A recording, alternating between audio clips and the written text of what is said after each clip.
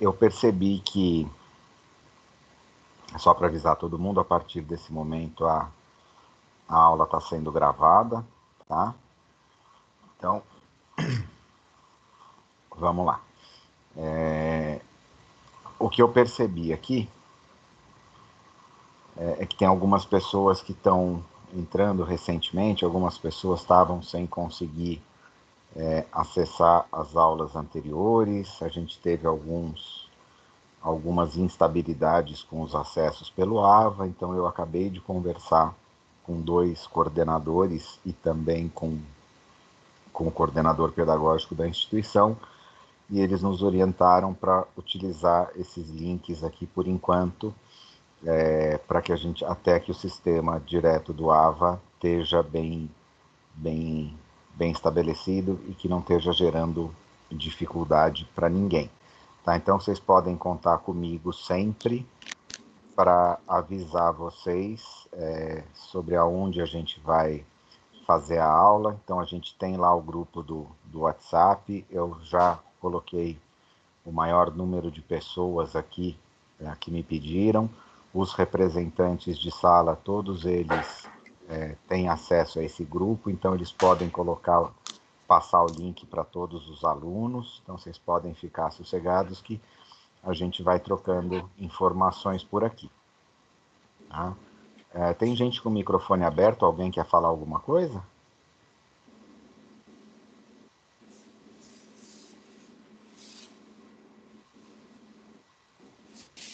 Bom, eu vou fechar os microfones, senão fica dando muito eco. Se alguém quiser falar alguma coisa, abre o microfone, fala e lembra depois que interagir, lembra sempre de ativar o mudo depois, porque senão a gente fica ouvindo eco e atrapalha um pouquinho, tá? Então, como eu estava dizendo para vocês, a gente tem aí algumas instabilidades, mas a gente vai aqui no grupo do WhatsApp, eu vou mantendo vocês informados qual o caminho que a gente vai utilizar para a aula, se vai ser o link do AVA, ou se vai ser esse link nosso aqui, que é um link meio que extra-oficial, tá? Ele é feito dentro da plataforma Teams, da Anhanguera mesmo, mas é um acesso que esse aqui não é logado direto no AVA. Tá? Muitos de vocês também já sabem, tá? Eu criei um canal no YouTube, onde eu tenho as aulas gravadas. Então, para quem ainda não sabe disso, basta digitar meu nome, tá? Guilherme Pato só, tá? Sobrenome do meio não precisa. Vocês vão achar esse canalzinho aqui que tem essa foto bonita aqui, que sou eu, tá? Aí basta clicar aqui e vocês vão ver que a gente tem alguns vídeos aqui dentro. Se vocês acessarem as playlists, eu criei uma playlist para cada matéria minha.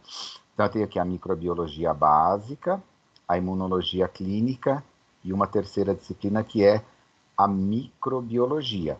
Tá? Essa disciplina nossa que nós estamos fazendo aqui é essa que se chama microbiologia básica. Tá? Aí vocês acessam a playlist, aí tem aqui aula 1, aula 2, hoje eu vou gravar a terceira aula, vou disponibilizando aqui. Então, toda semana, independente do AVA, independente de qualquer coisa, enquanto a gente estiver trabalhando com um ambiente virtual, eu me comprometo a fazer isso aqui para vocês. Isso aqui sou eu mesmo que faço o download dessas aulas, faço o upload, eu que estou gerenciando isso aqui. Então, eu perdi a primeira aula. Clica aqui, tá? Deixa eu disponibilizar. Então, tá? Então, se vocês clicarem lá, tá aqui a aula que a gente passou, tá? A aula tá inteira aqui, tá? Então vocês podem ir adiantando, tá? Então tudo que a gente conversou, mostrando tudo para vocês, tá? Então o vídeo tá inteiro aqui, eles são super compridos, tá? Tem hora que a gente faz uns intervalinhos, ele fica gravando, então vocês vão adiantando aí e achando a parte que é do interesse de vocês. Então fica toda a aula gravada, fica tudo aqui. Então, eu acho que isso aqui deve facilitar a vida de vocês, tá?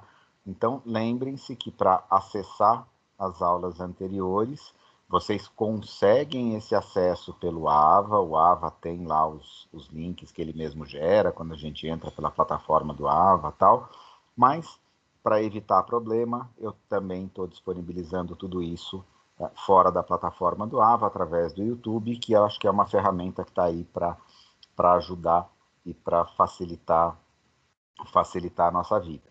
Tá? Eu sei que tem alguns alunos novos aqui também, gente que não estava, que começou depois um pouquinho. Então, lembrem-se que eu passei um tema de um trabalho, tá?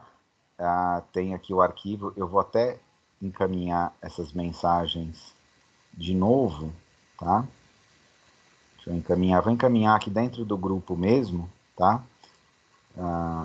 E vou encaminhar a playlist do YouTube, vou passar aqui dentro mesmo, do nosso grupo, para quem entrou depois ter acesso aí. Os trabalhos vocês conversem com os colegas, eles podem ser feitos em pequenos grupos de até 5 pessoas, tá? Tem todas as orientações aqui nesse arquivinho do Word que está junto aqui, tá? Vocês têm todas as orientações de como fazer o trabalho aqui, e aí vocês se organizem e preparem o trabalho para poder me enviar. Então tem grupos de 5 alunos, como é que vocês vão fazer o nome do arquivo, para qual e-mail vocês vão mandar o arquivo, ou quais são os tópicos que vocês devem abordar, alguns dicas de livros que vocês podem fazer, e a data limite para entrega, que é dia 30/9, ainda tem bastante tempo, não larguem para a última hora, nós ainda temos 3 semanas para fazer, tá? Então, conversem com os colegas aí da sala de vocês, tentem se organizar em grupos. O grupo não é obrigatório, ele é opcional. Se não quiser fazer em grupo, não tem problema, pode fazer sozinho, não tem o menor problema, tá, gente? Então, passei de novo aqui, o tema do trabalho para vocês, tá? Hoje a gente vai seguindo aqui, deixa eu diminuir o tamanho por enquanto, a gente vai seguindo o livro oficial, tá? Que é o nosso livro aqui da Anhanguera, que todos vocês têm acesso a esse livro por dentro do AVA de vocês conseguem uma cópia desse livro, é só fazer o download. Se vocês não estiverem conseguindo o livro, porque o AVA não funcionou, porque aconteceu algum problema, basta me pedir lá no grupo, eu posso encaminhar esse arquivo através do WhatsApp. Lembrem-se que isso aqui é um arquivo em PDF grande, tá? São 170 páginas nesse livro, então a gente tem um arquivinho grande aqui, mas se vocês quiserem, eu posso passar via WhatsApp para vocês também esse livro. E eu sempre vou seguindo aqui a sequência que a gente tem das aulas. Então, no primeiro encontro foi a sessão 1, segundo encontro está aqui, o terceiro encontro nosso hoje está aqui, vão ser técnicas microbiológicas, vai ser uma aula um pouco mais sem graça com vocês hoje, porque esse tema de hoje, de técnicas microbiológicas, ele é um tema mais prático, mais de laboratório. Então eu vou conversar com vocês em cima do livro, vou explicar algumas técnicas para vocês, e a gente vai tentar fazer uma aula prática virtual aqui, tá? Vamos lá, Natália está querendo falar alguma coisa? Pode ficar à vontade. Prof, eu tenho algumas dúvidas sobre o trabalho. Tá, perfeito, pode perguntar. Todos os protozoários precisam parasitar seres humanos obrigatoriamente? Não, de jeito nenhum. Tem um monte de protozoário que parasita outros animais, inclusive não só mamíferos. Tem protozoário que infecta ave, anfíbio, réptil, tem protozoário que infecta vários outros.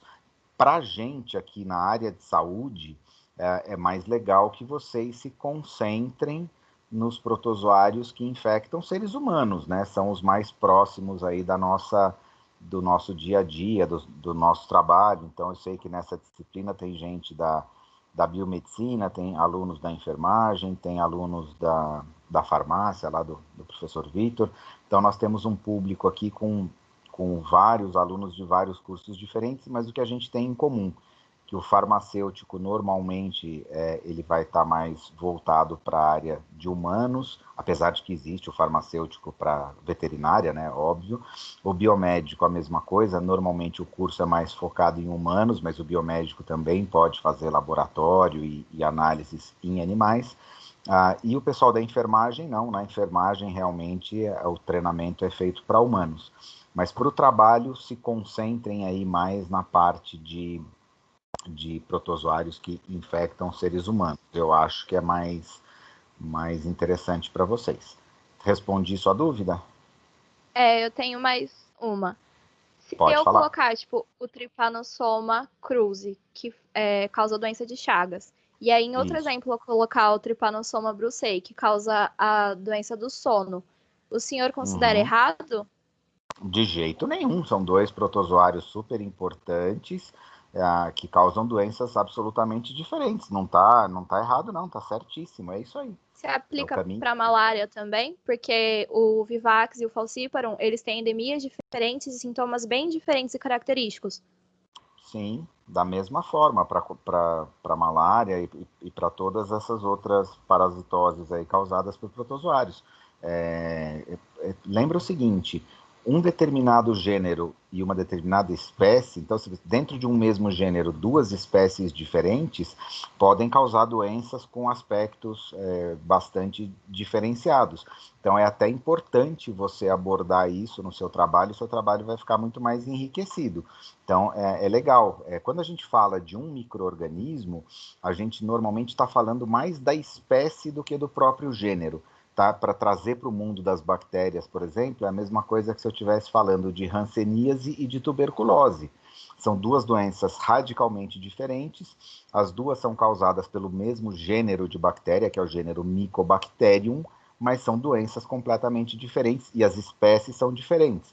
A mesma coisa para o tétano e para o botulismo. Então, a sua linha de raciocínio está perfeita, é exatamente isso. Se concentra não só no gênero do micro-organismo, mas é muito importante esse enfoque que você está dando para a espécie. Espécies diferentes vão causar doenças com aspectos clínicos e sintomas radicalmente diferentes. É exatamente esse o caminho que você está seguindo, está certíssimo.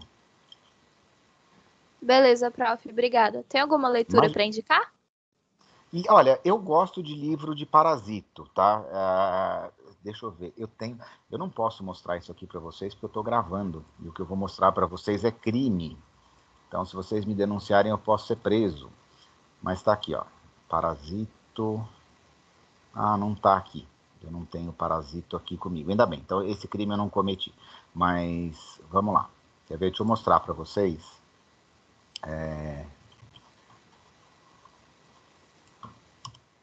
Melhor livro de parasitologia que tem. Tá? O livro de referência de parasitologia que existe. Do Rei. Siqueira Batista, não. Não. Não. Do Rocha. Esses não são os que eu mais gosto. Esse livro do Rei aqui é excelente, tá? Esse livro é só de parasitologia humana, é um livro reduzido, mas tem aqui, que tem edições mais novas do Rei, esse livro aqui tá antigo, tá? Mas um livro como esse aqui, por exemplo, tá? Livros de parasitologia normalmente são os melhores livros para vocês encontrarem, tá? São melhores do que livros de microbiologia. Esse livro aqui é fantástico. Essa edição aqui é nova, eu não reconheci a capa, tá? Esse aqui é do Rodrigo Siqueira Batista. Esse livro é fantástico. São baita livros, tá? Esse livro aqui a gente tem... Claro que não é o livro para essa disciplina, tá, gente? Pelo amor de Deus, mas só como indicação, isso aqui é um baita livro de parasitologia. Só que assim, tomem cuidado, porque eu estou pedindo para vocês fazerem um trabalho, vocês vão achar que eu sou louco. Esse livro aqui, se vocês forem ver o número de páginas, vocês vão querer bater em mim. Ele tem 2.616 páginas. Então isso aqui é um tratado de parasitologia. Vocês vão ficar malucos se vocês quiserem pegar esse livro inteiro e transformar num trabalho, tá? Mas lembra que na parasitologia vocês têm os eumintos, como estão desenhados aqui, mas tem também os protozoários. O que vocês vão dar ênfase são só para os basicamente para os protozoários. O protozoário é que a gente estuda dentro da microbiologia. Mais ou menos, tá? É dentro da parasito, mas os micro-organismos são os protozoários. Os eumintos, que são os vermes, aqueles compridinhos, tá? Aqueles a gente não estuda em microbiologia jamais, porque são organismos macroscópicos. Mas os protozoários a gente abraça essa causa, traz aqui para dentro da microbiologia. Mas bons livros de parasitologia, tá? De novo, eu sempre falo para vocês que vocês têm acesso à biblioteca virtual da Anhanguera, então vocês podem conseguir livros direto na biblioteca virtual da Anhanguera. Eu não sei como é que está a unidade, se vocês têm tido acesso à biblioteca física da unidade. Lá dentro da biblioteca física tem livros em papel mesmo, livro de verdade de parasitologia, que também vocês podem consultar se vocês tiverem acesso à biblioteca. Eu realmente não sei, acho que a última vez que eu fui na Anhanguera foi em março, então a gente está respeitando bastante a quarentena lá. Mas eu não sei se vocês têm acesso à biblioteca. Se tiverem, na biblioteca tem livros de papel, ou então na internet, gente, vocês encontram livros. O que eu sempre falo para vocês não precisam gastar dinheiro e comprar livros para essa disciplina. Não precisa, tá? Vocês não precisam comprar livro nenhum. Na internet vocês acham bastante material, tá? Mas livros de parasitologia, eu acho que é a melhor recomendação que eu posso dar para vocês como orientação de leitura. Tá? É aquilo que eu sempre falo, evitem o famigerado Dr. Google, porque daí a gente emburrece toda vez que você vem na internet, entra nessa página aqui e digita isso aqui e escreve parasitologia aqui, a gente corre um risco gigantesco de desaprender muita coisa, tá? Então, não façam os trabalhos de vocês aqui dentro, tá? Se baseiem principalmente em livros, tá? Outra coisa que a gente também normalmente tem muito erro, muito problema, é essa desgraça dessa Wikipédia aqui, tá? Então, existem coisas que são ok, estão razoáveis aqui, mas tem muita coisa mal escrita aqui, tá? Mas, ó, só para vocês terem uma ideia, a gente tem aqui as protozooses, que são os causados por protozoários, os principais estão aqui. Se vocês quiserem olhar isso aqui como um roteirinho, tá ok, tudo bem, vocês podem ver isso aqui como um roteiro. Mas as informações mais sólidas, assim, as informações melhores, elas vêm de livros, tá? Eu acho que é mais interessante vocês procurarem os trabalhos em livros. Espero ter respondido perguntas. Gente, se alguém mais quiser fazer algum comentário, quiser perguntar mais alguma coisa, Só pode mais uma ficar pergunta. quantas O quiser. senhor vai exigir ciclo do parasita? Eu não vou exigir nada, o trabalho é bem aberto, bem sossegado, mas assim, se você puder exemplificar, entenda o seguinte, eu não sei com quem eu estou falando, como é que você chama? Natália. Ô, Natália, assim, eu tenho que tomar um pouco de cuidado, porque se eu começar a exigir o ciclo, exigir gênero, espécie, reprodução, o trabalho vai ficar gigantesco, vocês vão ter que escrever quase que um capítulo de livro para me entregar. Então, assim, aquilo que eu mais gostaria que tivesse foi aquilo que eu passei aqui para vocês, tá? Então, a estrutura de uma célula, tá? Como é que é a estrutura do protozoário, tá? Deixa eu abrir no Word aqui que dá para aumentar, fica mais fácil, tá? Então, o que eu gostaria de ver aqui? Vocês estão conseguindo ler? Aqui na minha tela? Tá? Então, ó, a parte de citologia, que é a estrutura da célula, tá? Deixa eu ver se eu consigo aumentar aqui. Dar um pouco mais de zoom.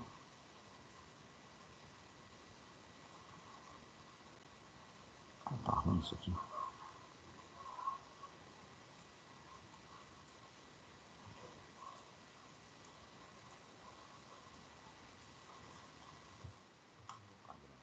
Então, o que eu acho que vocês devem colocar é isso aqui, tá? A estrutura das células dos protozoários, eles são classificados também de acordo com a estrutura das suas células, então a classificação, a citologia. Na parte das doenças, colocar algumas doenças causadas por diferentes tipos de protozoários.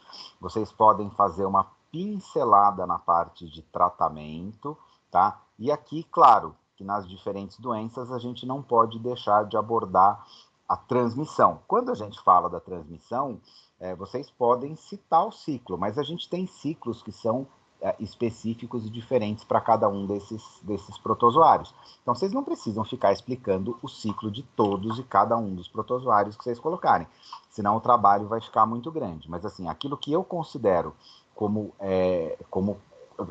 ponto objetivo desse trabalho para essa disciplina é vocês descreverem a estrutura de uma célula de um protozoário, tá? Explicar a classificação deles, que está muito baseada na estrutura celular deles, e o restante é para enriquecer o trabalho. Então, o ponto mais importante é vocês conhecerem a célula, saber todas as estruturas, como elas podem funcionar, como elas se classificam.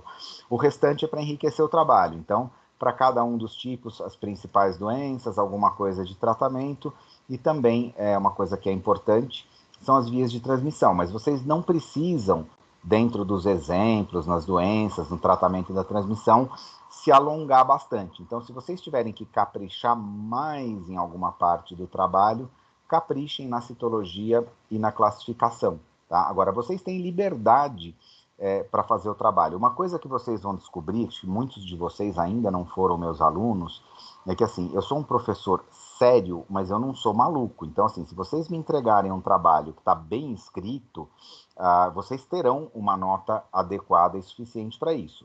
O que eu não quero que vocês façam no trabalho? Eu não quero que vocês façam Ctrl+C, Ctrl+V de internet, porque eu vou passar os trabalhos num checador de plágio, e se vocês copiarem e não tiver referência bibliográfica, nessa situação eu costumo diminuir alguma coisa com relação à nota. Mas os trabalhos, quando eu vejo que o aluno leu, que ele escreveu, que ele fez, mesmo que não seja uma bíblia, que não seja um capítulo de livro, mas se eu perceber que teve a mão do aluno, que o aluno foi, que ele estudou, que ele leu e que ele fez aquele trabalho, a nota vai ser consequência, ela vai acontecer. Então, se esse trabalho valer, sei lá, eu não sei a nota ainda, mas sei lá, 750, 800 pontos.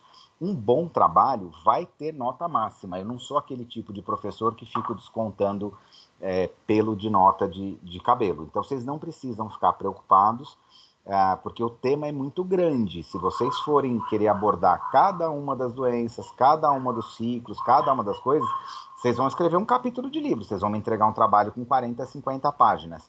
Eu acho isso cruel para fazer com vocês, ainda mais no evento de uma pandemia, e levando em consideração que eu sei que vocês não têm só a minha matéria, vocês têm várias outras, né?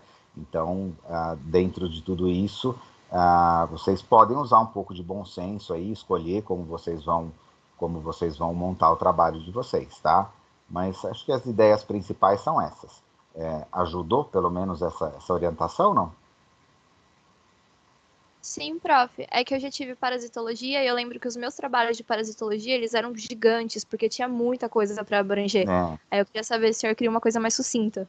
Não, bem mais sucinto. Até porque, Natália, essa disciplina é microbiologia, ela não é parasito. A parasito, ela foi uma herança que caiu no nosso colo aqui, tá? Então, o trabalho, inclusive, eu passo ele para vocês e para você e para todos os alunos, tá? Eu passo isso justamente porque é dentro da microbiologia, indiscutivelmente, a parte menos significativa, tá? Então, protozoário a gente estuda de verdade na parasito. É que alguns cursos aqui não tem a disciplina de parasitologia, então eles colocam junto aqui da micro, tá? Mas não, pelo amor de Deus, não, eu não quero bíblia de parasito, não, tá? Honestamente, o meu negócio não é ficar estudando muito parasito, não, tá? É realmente um negócio sucinto. Um trabalho desse bem elaborado, bem digitado, e eu já pedi esse trabalho ano passado para alguns alunos, eu tive trabalhos lindos, que tinham assim 5, 6, 7 páginas, até com alguns esqueminhas, alguns desenhinhos bem feitos, tal. Assim, não precisa ser bíblia não, tá? Beleza, prof. Obrigada. Imagina, eu que agradeço. Pessoal, alguém ainda tem mais alguma curiosidade, alguma pergunta, quer fazer mais alguma observação? Vocês podem aproveitar aí que não é toda hora que a gente está junto para conversar, tá? Se bem que vocês têm lá o grupo do WhatsApp, lembrem-se sempre vocês podem interagir bastante comigo aqui, tá? Sem problema nenhum.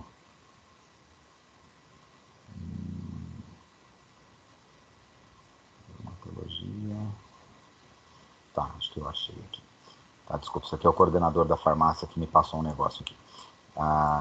Tá tudo tranquilo? Podemos continuar então? Bom, quer dizer, continuar não, né? Vamos efetivamente começar a nossa aula de hoje. Então, a gente está aqui, a gente vai para a parte de técnicas microbiológicas. E isso aqui, gente, eu prometo para vocês que o dia que abrirem os laboratórios da faculdade, que a gente possa entrar lá com tranquilidade, eu faço questão de levar vocês para a bancada do laboratório e repetir esses testes ao vivo lá com vocês, porque é muito mais interessante a gente manusear, a gente fazer isso dentro do laboratório, tá? Mas hoje eu vou tentar, de alguma forma, conversar com vocês. Eu vou usar vou seguindo o modelo do livro aqui, tá? E vou interrompendo e abrindo aqui uma série de imagens, de coisas para tentar deixar isso aqui um pouquinho menos chato para vocês, tá?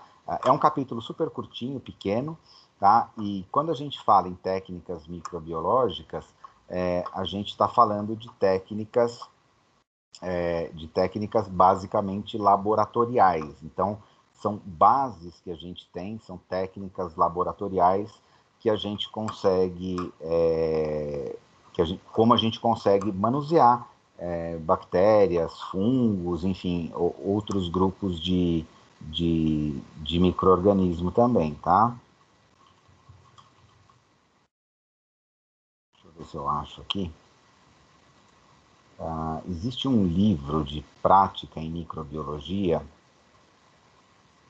que é esse aqui. Esse livro aqui. É um livro já um pouquinho mais antigo. Porque a imagem está tão pequenininha. Deixa eu ver se eu acho ele aqui. Biologia.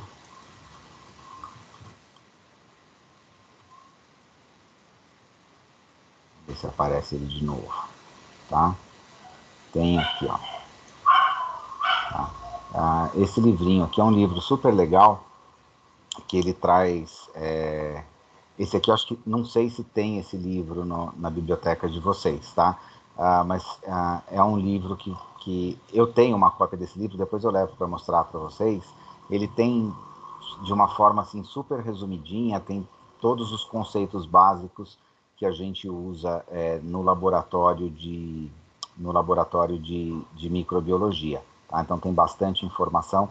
Depois eu vejo se eu consigo levar esse livro. Estava aqui. Peraí, aqui. Tá? Levar esse livro para mostrar para vocês.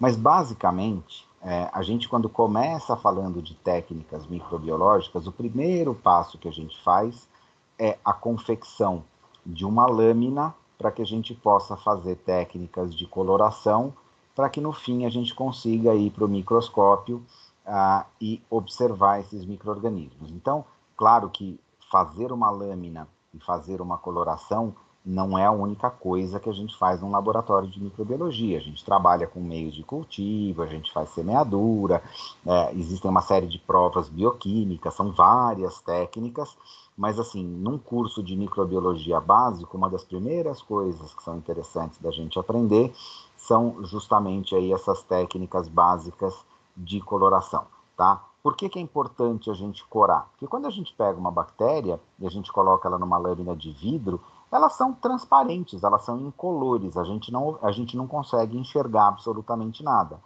E existem diferentes tipos de coloração que a gente pode fazer. Existem várias técnicas. Quando eu falei com vocês lá sobre parede celular, eu comentei, estava falando de bactéria, né? Eu comentei com vocês sobre coloração de Gram. Eu acho que foi na nossa primeira aula, não tenho certeza.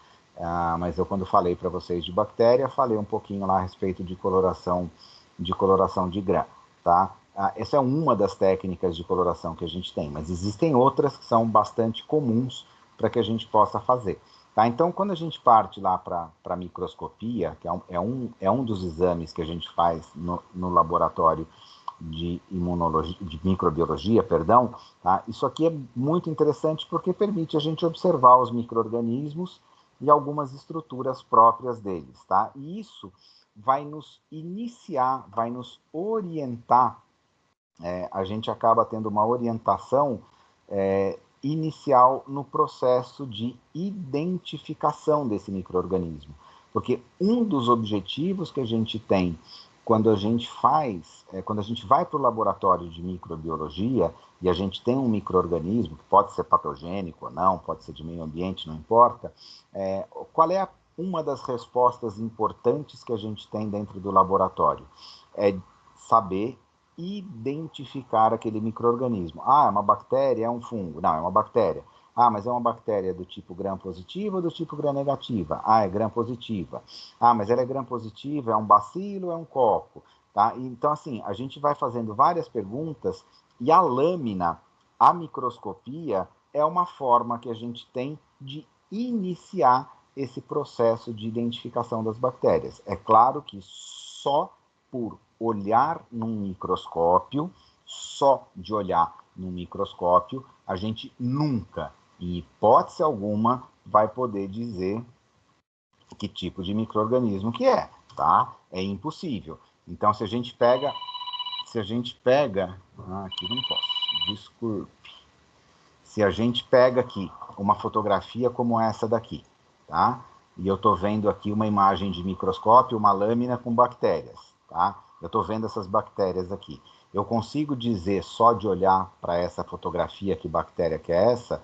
De jeito nenhum, nem com reza brava, em hipótese alguma, tá? A gente olhando, o que a gente vê? A gente vai ver a cor e a forma. Então, desta lâmina que está aqui, eu estou vendo a forma de cada uma dessas células, eu estou vendo que elas são bacilos, e elas estão com uma coloração mais puxada aqui para o cor de rosa, tá? Então, o que eu estou vendo aqui? Isso aqui são bacilos gram-negativos.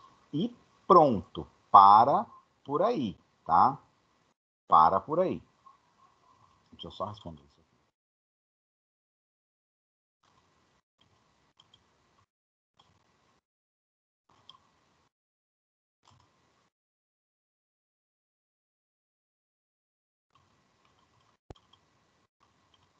Não, desculpa, gente. É o duro de fazer aula ao vivo aqui, com tudo ligado aqui, que acontece essas pequenas interrupções. Tá? Então, assim, o que a microscopia me mostrou aqui? Me mostrou duas informações, a forma e a coloração. Se eu pegar uma outra lâmina como essa daqui, mesma coisa, eu estou vendo forma e cor, tá? Partir para essa outra imagem aqui, forma e cor. O que essas três últimas lâminas têm em comum? As três lâminas são de bacilos gram-negativos, mas todas elas podem ser absolutamente diferentes. Eu posso ter três bactérias completamente diferentes. Mas o que a gente sabe? A gente sabe que a gente, olhando para essas células, a gente já pode sugerir os próximos passos de identificação desses micro-organismos. Então, uma coloração é uma das formas que a gente fazer coloração é uma das formas que a gente tem, então, de dar início ao processo de identificação. Só que antes da gente conseguir fazer uma coloração, antes da gente conseguir corar qualquer coisa, a gente precisa preparar a lâmina. E preparar a lâmina é um negócio extremamente simples, tá? A gente tem que fazer aquilo que a gente chama de esfregaço, tá? Então vai ter um desenho aqui, eu vou mostrar para vocês como é que se faz um esfregaço. Então a gente vai pegar uma lâmina de vidro, tá? Uma lâmina de vidro. As lâminas de microbiologia, normalmente elas têm um vidro fosco que fica pintadinho aqui numa das extremidades da lâmina, um vidrinho despolido, e a gente tem por padrão de deixar esse vidrinho sempre para cima. Deixa eu ver se eu acho aqui. Lâmina de microscopia. Tá? Ver se eu acho uma imagem dessas lâminas de microscopia, que eu já mostro para vocês. Aqui, ó. Aqui eu tenho, dá para ver direitinho a lâmina, tá? Ó. Então, esse quadradinho de vidro, onde tem um ladinho fosco, tá? Esse lado fosco a gente sempre deixa ele virado para cima, porque lembra que quando a gente prepara uma lâmina de microscopia com bactéria, tudo isso aqui fica transparente, tá? Essas lâminas que são de vidro inteiro, sem ter aquele ladinho marcado que a gente pode deixar viradinho para cima, essas aqui são um pouquinho mais... Funciona, dá certo do mesmo jeito, mas a gente tem que tomar muito cuidado para não colocar a bactéria de um lado da lâmina e depois fazer a coloração do lado do avesso. Parece bobagem falar isso, mas eu já vi acontecer muito isso dentro de laboratório. Então, em microbiologia, as lâminas que a gente mais costuma usar são essas que tem aqui esse ladinho, esse lado fosco, esse lado despolido. Tá? Uma outra coisa importante é que a gente consegue escrever a lápis aqui em cima e identificar aquilo que eu estou fazendo. Tá? Essas lâminas, as colorações normalmente são molhadas, a gente passa álcool, passa um monte de coisa, então não dá para escrever com caneta, porque senão some se a gente escrever alguma coisa com caneta. Então esse lado fosco aqui, a gente escreve com lápis, que o lápis aguenta melhor o processo da coloração. Então isso aqui é uma laminazinha dessa que a gente vai utilizar, tá? Então ela tem aquele ladinho despolido dela aí, e a gente vai colocar então a nossa amostra no centro daquela lâmina, e a gente com um instrumento que se chama alça de platina, a gente vai espalhar e fazer um esfregaço em cima dessa lâmina de vidro, ocupando 2/3 da lâmina em toda a sua região central. O que é importante é o seguinte: se a minha amostra de bactéria vier de um meio sólido, tá? Então, deixa eu mostrar aqui para vocês o que é um meio sólido, tá? Como é que a gente pode pegar esse micro-organismo. Então, tá aqui, ó. Então, vamos lá. Queimadura, placa de Petri. Tá? Uma coisa é eu pegar por exemplo, aqui, ó, uma plaquinha como essa aqui, eu tenho vários micro-organismos diferentes aqui, eu quero identificar. Então, eu quero saber esse amarelinho aqui, o que é, o vermelhinho, o rosinho, o laranja, tá? Tem várias bactérias diferentes aqui. Tá? Para eu pegar esse micro-organismo que está num meio sólido, eu não consigo espalhar ele na lâmina direto. Então, para eu fazer o esfregaço a partir de uma placa de Petri, eu venho aqui no centro da minha lâmina, vou colocar uma gotinha de solução salina esterilizada, vou pegar essa minha alcinha que vocês estão vendo aqui, vou encostar ela na colônia que eu quero testar. Eu só encosto, tá? Não precisa pegar muito, não. A gente encosta a alça. Então, digamos, vamos testar essa colônia que está bem aqui no meio. Eu pego aquela alcinha, encosto aqui, trago em cima da minha lâmina, coloco na solução salina e vou fazer o movimento de espalhar, cobrindo 2/3 aqui da região da minha lâmina. Eu preparo o meu esfregaço, tá? Professor, mas e se a minha bactéria não tiver numa placa? Se ela tiver num tubo, tá?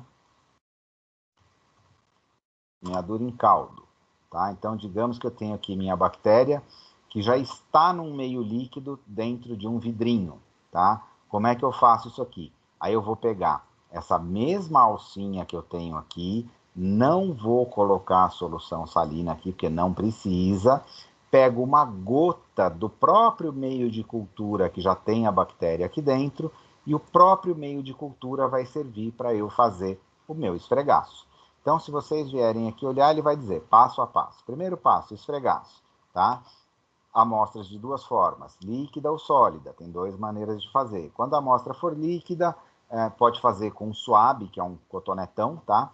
Ou com a própria alça de platina. Eu, particularmente, prefiro fazer com alça de platina, com suave dá certo também, tá? E se tiver no meio sólido, você pode colocar uma gota de água destilada ou solução fisiológica estéril. Eu, particularmente, prefiro fazer com solução fisiológica estéril, porque ela tem menos chance de alterar o formato das bactérias.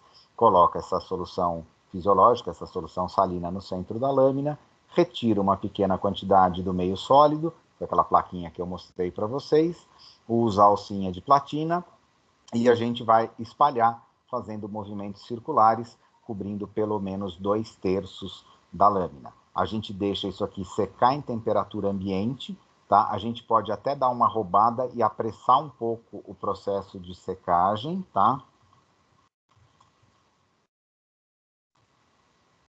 Deixa eu ver se aparece alguma imagem aqui.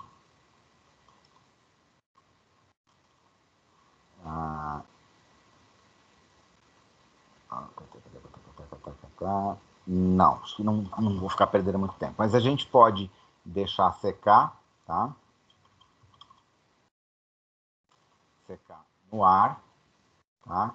Ou então a gente pode fazer uma outra coisa que é bem legal, que normalmente em microbiologia a gente está trabalhando com o bico de gás aceso, o bico de Bunsen. Tá? Eu não sei se todos vocês já entraram no laboratório, já viram um bico de gás, tá? Isso aqui é um bico de Bunsen que a gente usa. Esse aqui está mal regulado, a chama tem que ficar um pouquinho mais azul, tá? Ela não pode ficar tão amarela assim. Mas enfim, a gente vai usar isso no laboratório, eu vou mostrar para vocês. O que a gente pode fazer é a gente deixar as nossas lâminas secando perto do bico de Bunsen, porque fica mais quente, tá? Esse aqui está com fogo melhor, esse aqui está mais bonitinho, está mais azulzinho, ó. Isso aqui é um bico de Bunsen que está com fogo bem regulado, tá? Então a gente deixa a nossa lâmina secando aqui próxima, então a gente vai colocando ao redor do bico aqui, a gente aproveita esse calorzinho aqui para secar mais rápido, tá? Depois, a gente tem que fixar, ou seja, fazer aquelas bactérias se aderirem, grudarem na superfície do vidro. Existem algumas formas diferentes para a gente fazer isso. A mais comum, tá, é a gente fazer a fixação dessa amostra passando o fundo da lâmina, o verso da lâmina, não o lado que eu pus a bactéria, o lado de baixo da lâmina, passando por umas 3 ou 4 vezes direto aqui no fogo do bico de Bunsen. Tá? A gente passa a lâmina aqui no fogo. E isso faz com a mão, tá, gente? Não é com pinça, não é com nada. Então a gente tem que tomar muito cuidado para não queimar as mãos, tá? A gente pega a lâmina com a mão e a gente passa a lâmina aqui na chama do bico de Bunsen.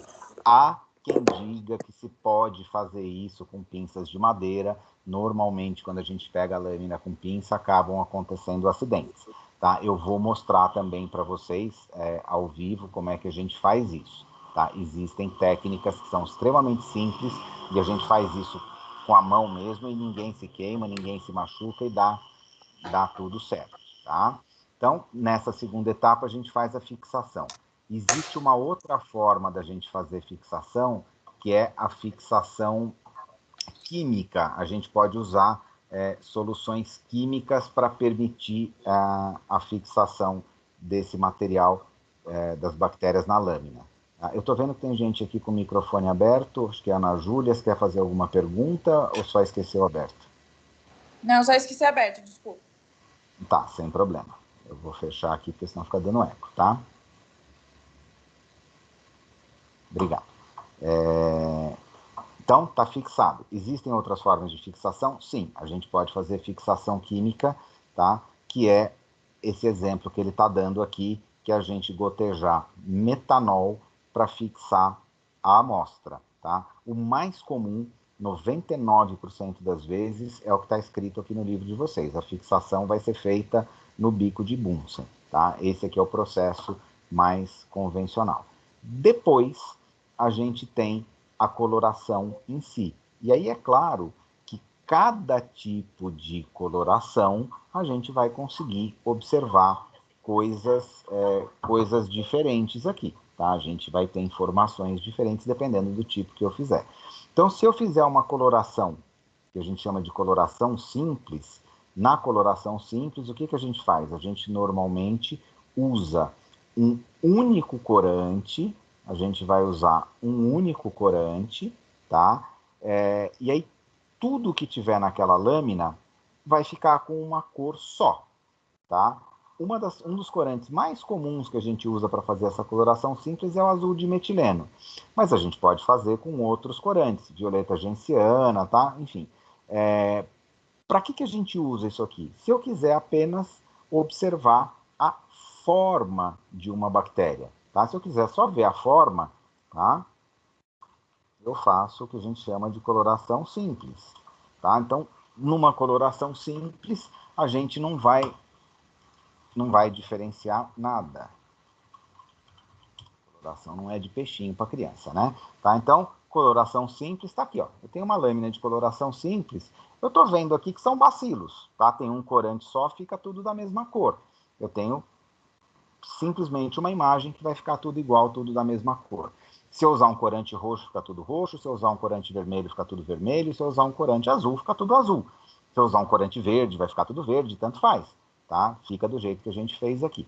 Então, isso aqui serve para a gente observar apenas a forma dessas células, para mais nada. Na prática, isso aqui é uma coloração que a gente usa muito pouco. Tá? Normalmente, quando a gente está trabalhando principalmente com bactérias, a gente usa normalmente colorações que permitem a diferenciação desses micro-organismos em tipos diferentes. O exemplo mais comum e uma das colorações de longe mais utilizadas em microbiologia é a coloração proposta por esse pesquisador aqui que se chamava Christian Gram.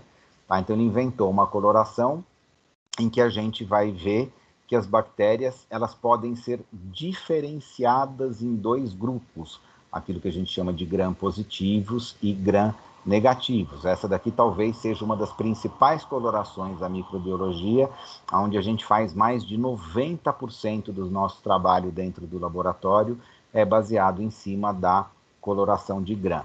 Eu acho que ele tem um passo a passo aqui da coloração de gram. Deixa eu ver, negativa, flagelo, não, tá? Mas eu mostro para vocês, passo a passo aqui, como é que funciona a coloração de gram.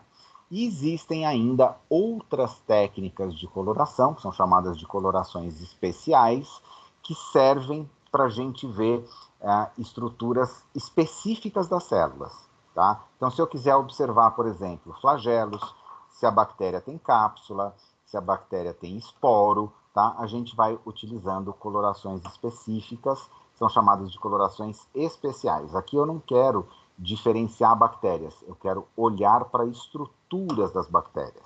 Tá? Eu usei aqui a coloração de Gram como um dos exemplos da coloração diferencial, mas existem outras. Existe uma coloração que é muito utilizada, que é a coloração de Ziehl-Neelsen.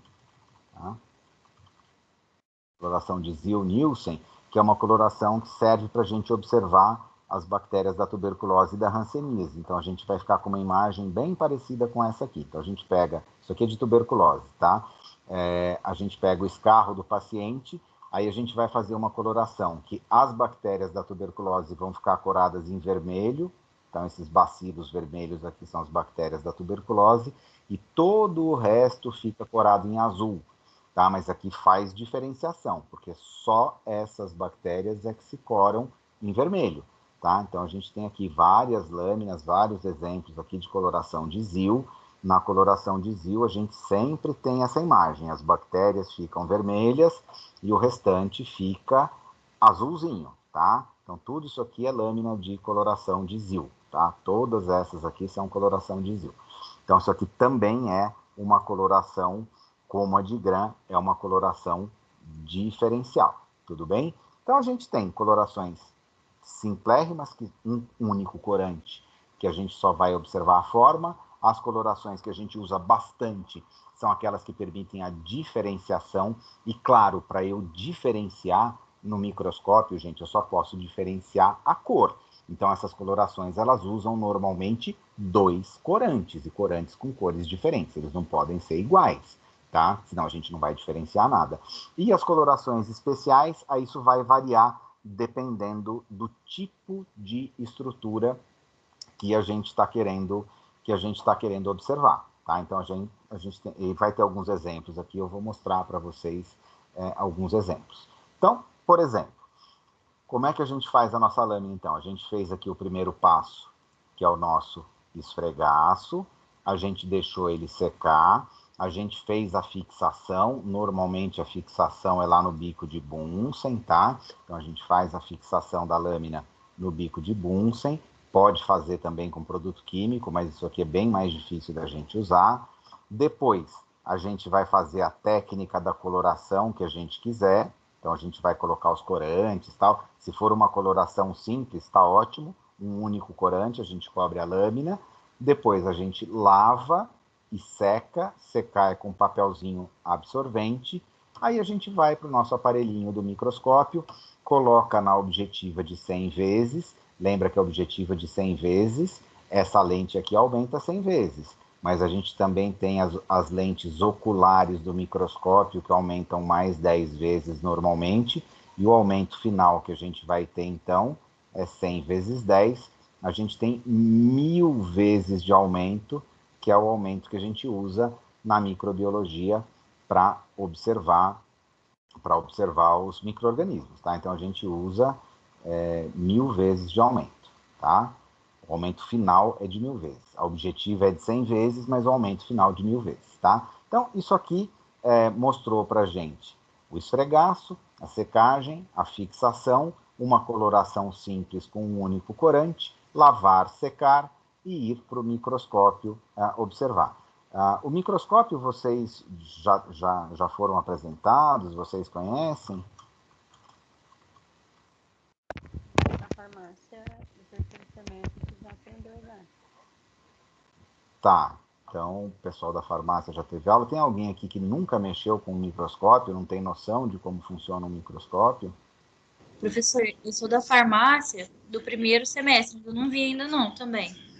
Tá, não tem problema. Olha, lá na faculdade a gente tem microscópios que são bem parecidos com esse que eu estou mostrando aqui nessa figurinha para vocês, tá?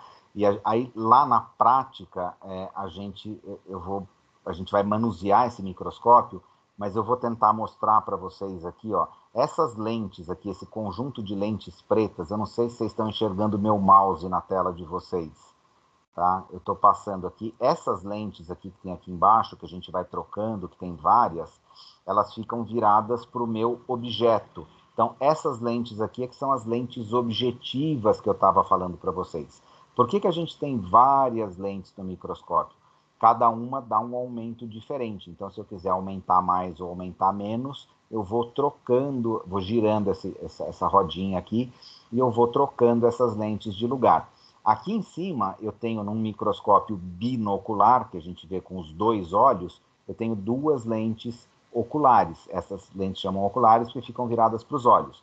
Essas aqui, a gente até pode trocar se a gente quiser, mas essas lentes a gente tem que tirar essa e colocar uma nova, tá? Então, normalmente, essas lentes aqui a gente não fica substituindo, a gente muda o aumento mexendo só aqui embaixo, tá? Então, vamos virar o microscópio aqui de outro lado.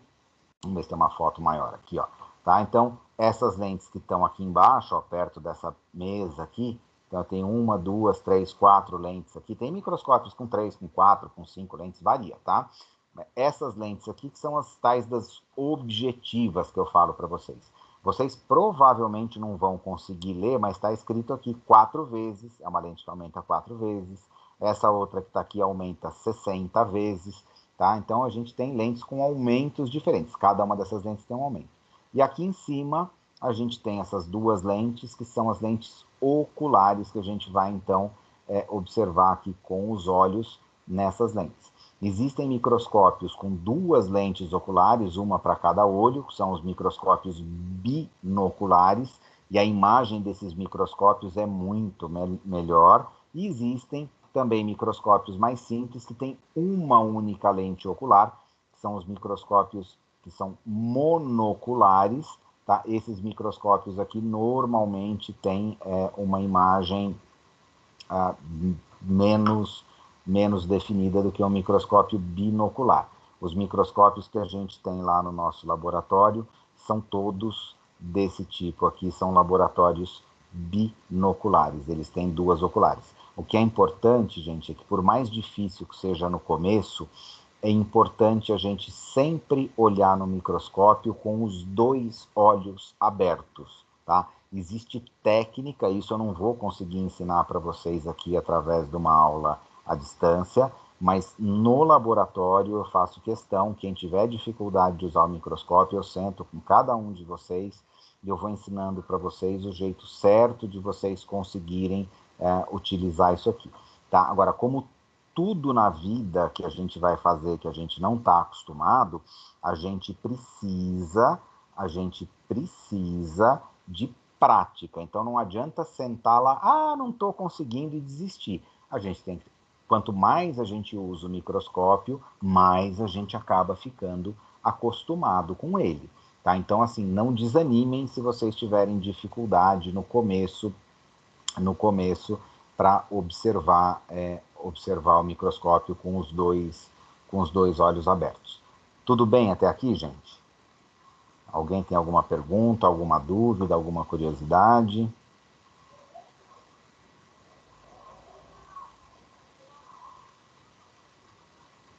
Bom, como quem cala consente... Oi, pois não. A técnica de coloração para detectar o gram positivo ou negativo, ela tem cores diferentes ou é uma coloração somente? São dois corantes separados. É exatamente o que eu vou mostrar agora para vocês. É o passo a passo de como fazer a coloração de grã. Tá? Eu vou mostrar exatamente o passo a passo. Mas são dois corantes diferentes, são duas cores. É por isso que a gente separa as bactérias roxas e as rosas. Tem um corante roxo e um corante rosa, tá? Por isso que a gente consegue. Então, tá essa certo. dúvida... A dúvida da Débora, então, a gente vai aguardar mais uns 5 minutinhos que ela já vai resolver. Ô, Alguma outra professor, pergunta? Sim. esse positivo e negativo do gram seria o quê? É que fala gram positivo e gram negativo. Gram positivo e gram negativo. São as duas situações que a gente tem quando a gente vai estudar normalmente as bactérias. Gente, no começo, eu dei aula para vocês, né? Eu falei para vocês o que era procarioto, eucarioto, e falei um pouquinho da estrutura das bactérias nas duas primeiras aulas, não falei? Eu acho que falei isso, né? Estou vendo aqui, acho que eu falei sim. Débora, você assistiu as primeiras aulas, não? Eu assisti, professor, mas eu não estou me lembrando, por isso que eu perguntei. Tá, então vamos lá. Eu vou mostrar para você o mesmo slide que eu usei na aula, tá? E eu vou dizer para você aonde que acontece a diferença aqui. Deixa eu ver. Ó. Aulas. Não, aqui está só o vídeo. Aqui também está só o vídeo. Deixa eu pegar aqui então. Aqui estão só os vídeos. Às vezes eu não pego o comecinho da aula, porque eu entro atrasado, que eu saio tarde do serviço também. Eu não estou me lembrando dessa diferença. Eu sei que o senhor falou. Não tem problema, pode ficar tranquila que tá sossegado. Ó. O que eu mostrei para vocês, tá? Eu vou voltar aqui, eu mostro de novo, não me custa nada, tá? Pode ficar sossegado. Mas assim, quando eu estava mostrando as bactérias, falei das formas, expliquei o procarioto, o eucarioto, depois eu peguei o passo a passo da bactéria e fui mostrando para vocês como é que era, o que não era. Aí chegou uma hora que eu falei para vocês que tinha essa estrutura aqui, que era a tal da parede celular. Lembra disso aqui? Tá? Então, nessa hora que eu falei da parede celular, e isso vai ter lá na gravação de vocês, é porque as bactérias elas podem ter paredes celulares com composição química diferente. Tá? A gente pode ter composições químicas diferentes. Então, na parede celular, existe uma molécula básica que todas as bactérias têm, que é essa tal desse peptídeo glicano. Então, todas as bactérias têm isso aqui, tanto as gram-positivas quanto as gram-negativas. Todas as bactérias têm essa molécula. Mas, na parede celular das gram-positivas e das gram-negativas, tem outros tipos de moléculas diferentes.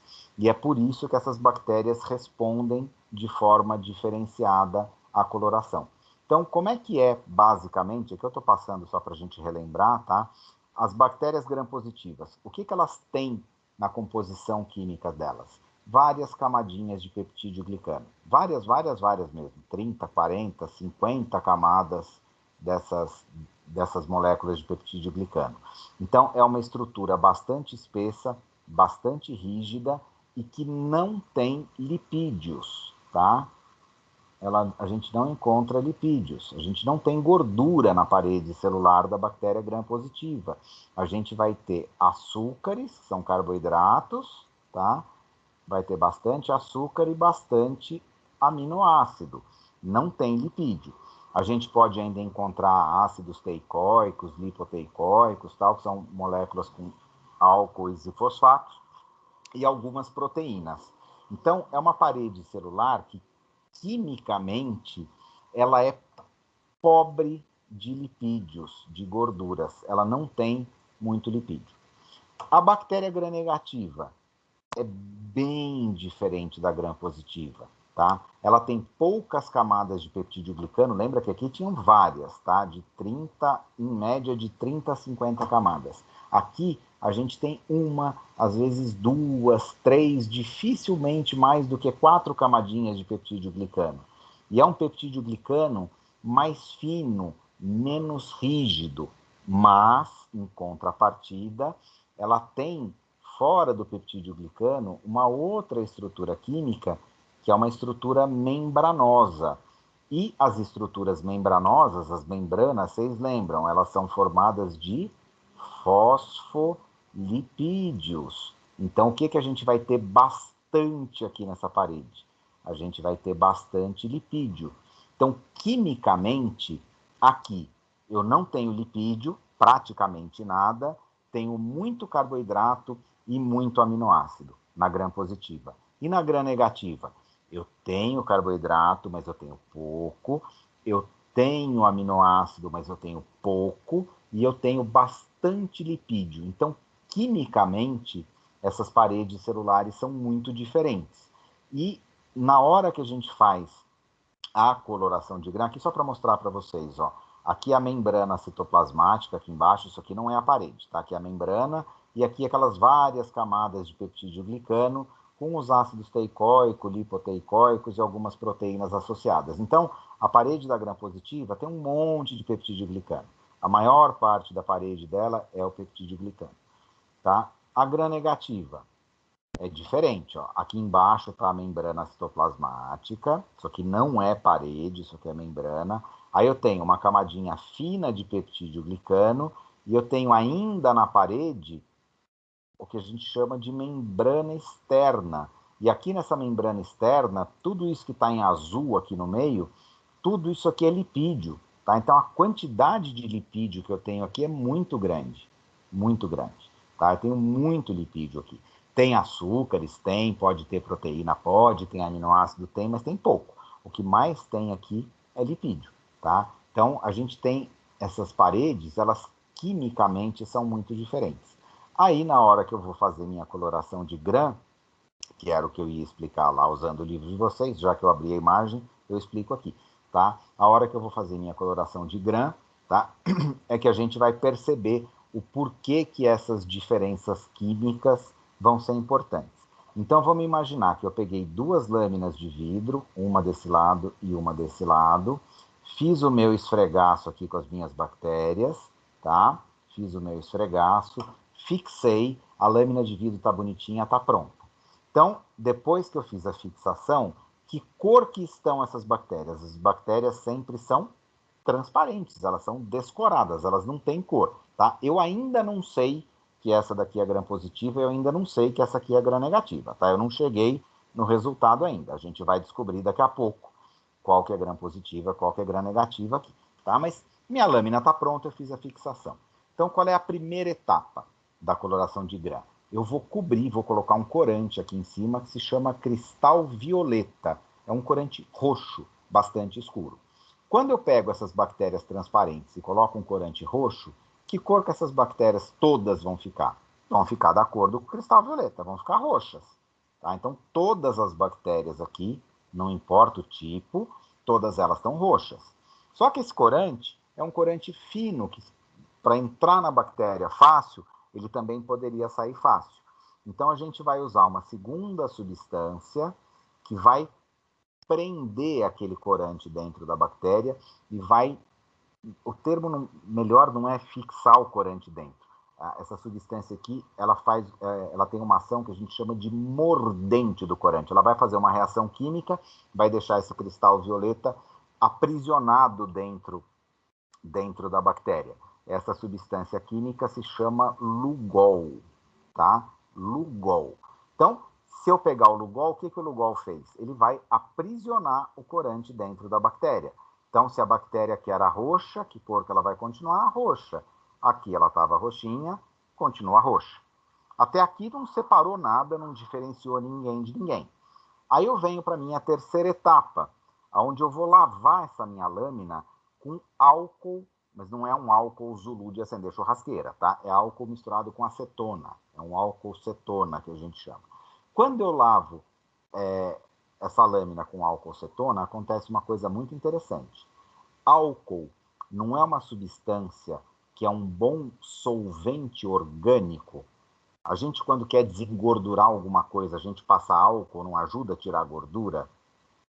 Normalmente ajuda, né? Quando a gente quer, às vezes, limpar um vidro, limpar uma superfície que está meio engordurado, se a gente passar álcool, o álcool dissolve gordura. Isso é uma coisa comum, tá? Álcool vai dissolver gordura, sem grandes dificuldades, tá? Álcool dissolve bem gordura. Então, quando eu lavo essa lâmina com álcool, qual dessas bactérias aqui é que tem mais gordura? Mais lipídio? A gram-positiva ou a gram-negativa? Qual tem mais lipídio? A gente viu lá nas imagens anteriores que a que tem bastante lipídio é a gram-negativa. Negativo. Isso, a gram-positiva praticamente não tem lipídio.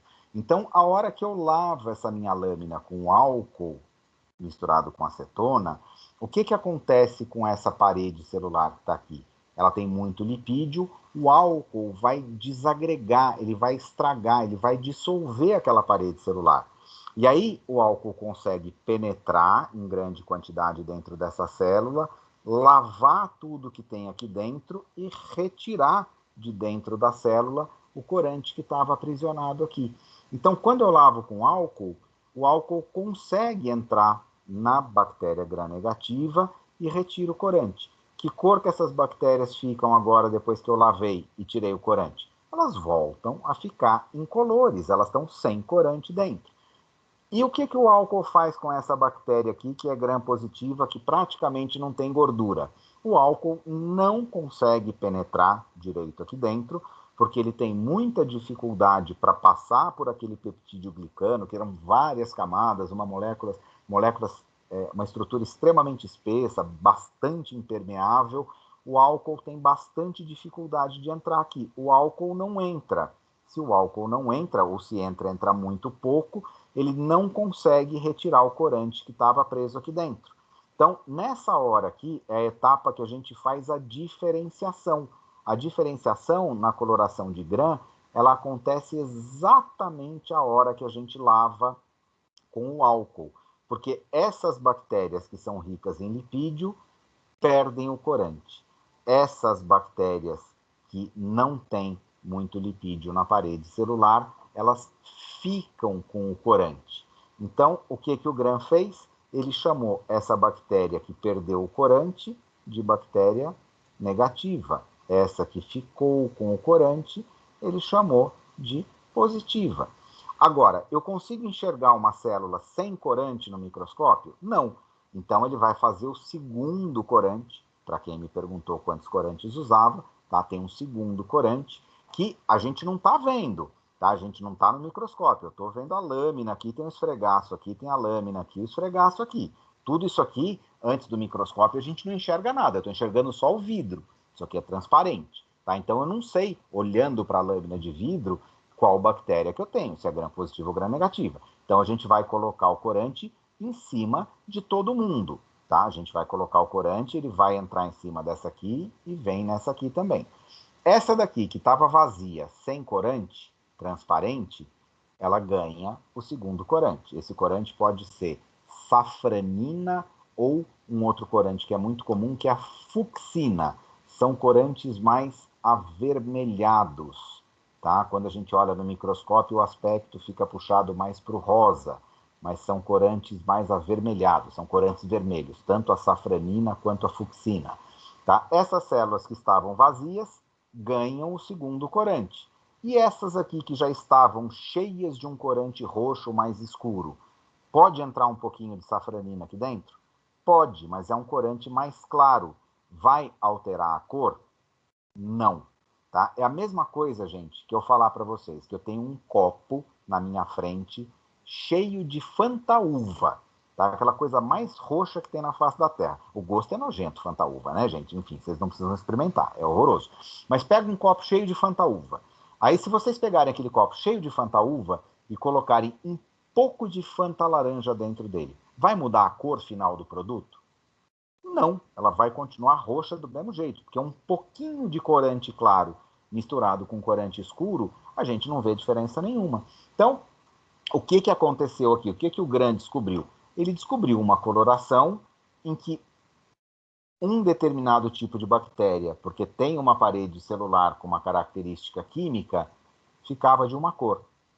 Outro tipo de bactéria, porque tem uma parede celular diferente, ficava com outra cor. Então, ele fez o quê? Ele diferenciou 2 grupos de bactérias. E o mais interessante, gente, Gran, quando descobriu isso aqui foi em 1800 e bolinha, que eu não lembro quanto, ele não fazia nem ideia do que era parede celular, o que era peptídeo-glicano, os lipídios, ele não fazia a menor ideia. Ele descobriu isso aqui no laboratório, fazendo testes de tentativa e erro com corantes e colorações com bactérias, tá? Então, Gran, quando descobriu isso aqui em 1800 e bolinha, tá? Então, isso aqui ele descobriu realmente por tentativa e erro. Hoje, trocentos anos depois, eu consigo dizer para vocês exatamente o que está acontecendo aqui no passo a passo, quais são as moléculas, como é que é a parede celular. Então, hoje, a gente enxerga muito facilmente essa diferenciação, tá? Então, isso aqui, gente, é só isso a coloração de Gran. Claro que tem uma receitinha de bolo, tá? Então, no final, algumas bactérias vão ficar mais avermelhadas ou rosas e outras vão ficar um pouquinho mais roxas. Então, foi isso aqui que eu mostrei na aula. Eu espero ter ajudado e ter respondido a pergunta aí que vocês fizeram. Deixa eu voltar aqui. Então, vamos ver o que ele vai falar da coloração de Gran aqui, tá? Então, tá lá. Coloração simples, gente. Eu já falei para vocês, né? Esfregaço, um corante, normalmente quando a gente faz com azul de metileno, a gente cobre por 1 minuto a 1 minuto e meio, tá? É mais do que suficiente. 1 minuto de corante aqui para observar. A coloração de Gran, vamos ver o que ele faz aqui, tá? Tem os seguintes procedimentos. Então, vai fazer o esfregaço, vai fixar, coloca sobre um suporte e recobre por um corante violeta genciana. Na verdade, não é violeta genciana, é baseado nisso aqui, mas chama-se cristal violeta, tá? Ele é preparado para coloração de Gran. Não é violeta genciana de drogaria, de farmácia, não funciona, tá? Ele tem que ser diluído de um jeito apropriado para coloração de Gran. Aí a gente vai colocar esse corante, vai deixar ele... Vocês desculpem riscar isso aqui, tá? Poxa, estou falando com o meu celular aqui. Fica essas Bixby, Alexa, esses bandos de inteligência artificial aqui que só ficam enchendo o saco. Mas vamos lá. Relação à coloração diferencial para coloração de Gran. Então vamos lá. Primeiro, corrijam aí que não é violeta genciana, é cristal violeta, tá? Segunda coisa, não são 30 segundos, é 1 minuto que a gente deixa esse corante. Nossa, professor, você está riscando o livro, está corrigindo o livro? Tô. A técnica correta é 1 minuto, tá? E também a bactéria não vai ficar azul, porque esse corante ele é roxo, ele é violeta, ele não é um corante azul. Então, vocês escrevam aqui, todas as células ficam roxas, tá? Vão corrigindo os livros de vocês aí, tá? Aí a gente lava com um pouquinho de água e tira o excesso do corante. Beleza, aqui tá certo. Então, fixei, cobri com cristal violeta por 1 minuto, as células todas ficam roxas. Lavo na água corrente, poucos segundos, 10, 15 segundos. Depois eu vou fazer a substância à base de iodo. Como é que chamava mesmo essa substância? Lugol, tá? Que é uma substância com iodo que serve aqui para manter esse corante aprisionado dentro das bactérias todas. É o Lugol, tá? Então vamos pegar a nossa canetinha para corrigir de novo o livro, tá? E a gente vai deixar agir por 1 minuto, não são 30 segundos, tá? O padrão da coloração de Gran é 1 minuto. Aí depois eu vou lavar a minha lâmina com álcool acetona que eu falei para vocês. Por quanto tempo a gente lava? A gente lava por aproximadamente 15 segundos. A gente tem que deixar 15 segundos lavando com álcool, tá? E no laboratório eu consigo mostrar para vocês. Isso aqui a gente tem que pegar a lâmina, inclinar e deixar o álcool escorrer sobre a superfície da lâmina. Quando eu coloco os corantes, eu pego a minha lâmina parada, pingo o corante aqui, coloco o corante e deixo o corante parado. Quando eu vou fazer a minha lâmina, que eu vou lavar com álcool, eu vou colocar a minha lâmina, vou olhar ela de lado agora, vou colocar ela inclinada, eu vou gotejando o álcool em cima da lâmina e o álcool vai escorrendo e vai lavando a minha lâmina.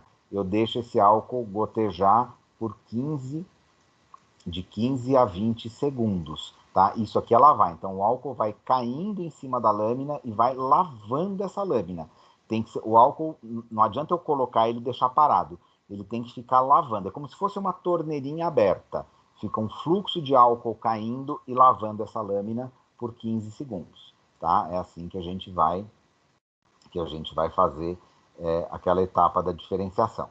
Se a gente não fizer desse jeito, a gente vai ter lâminas que depois a gente não consegue olhar no microscópio adequadamente, tá? Depois que eu lavei com álcool, a gente passa de novo na água, então entre todas as etapas a gente passa na água e depois a gente vai colocar o último corante, que é a safranina ou fucsina, e esse último corante, claro que eu vou rabiscar o livro, a gente não vai deixar agir por 1 minuto, a gente vai deixar agir por 30 segundos, tá? Então a gente vai deixar agir por 30 segundos. Depois de 30 segundos eu lavo, seco e vou para o microscópio observar a minha lâmina. Tudo bem? Gente, ninguém é obrigado a acreditar que eu estou rabiscando o livro, tá? Mas eu tenho certeza do que eu estou falando aqui para vocês. Eu já cansei de fazer coloração de grã na minha vida, passei anos da minha vida fazendo isso, tá? Vou botar aqui coloração de grã, etapa. Vamos ver se ele fala aqui o passo a passo. Vocês vão ver que a gente tem aqui cada uma das etapas, o passo a passo da coloração de grã, tá? Então tá aqui, ó, é fácil, ó. Não sei se vocês estão enxergando aqui, mas está escrito aqui, cristal violeta 1 minuto, lugol 1 minuto, álcool 15 segundos e fucsina 30 segundos, tá? Qualquer livro, qualquer outro livro que vocês pegarem e vocês forem observar, coloração de grã, ela vai seguir esse passo a passo de 1 minuto, 15 segundos e 30 segundos, tá?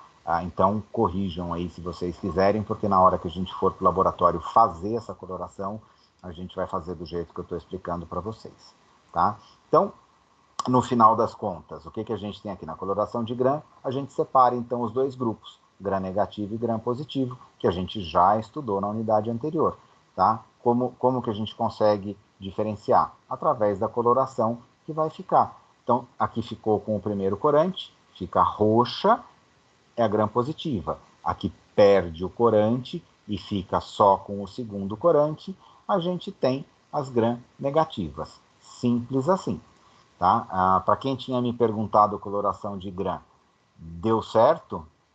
Entendeu?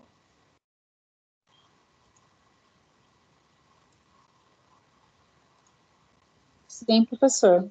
Bem legal. Tá, deve ser desanimador perguntar as coisas para mim, né? Eu falo tanto, vocês devem ficar até com preguiça, né? Falar, não vou perguntar nada para aquele chato. Não, essa parte é bem legal. É uma pena a gente não estar no laboratório. Mas olha, não tem problema, Essa gente, porque a gente consegue fazer isso. Agora, o que eu ia falar para vocês, se vocês quiserem, eu até deixei o meu YouTube aberto aqui, tá? Assim, pelo amor de Deus, eu não vou me responsabilizar pelo que outras pessoas estão fazendo na hora de mostrar aqui. Mas tem um monte de canalzinho que mostra para vocês... Peraí.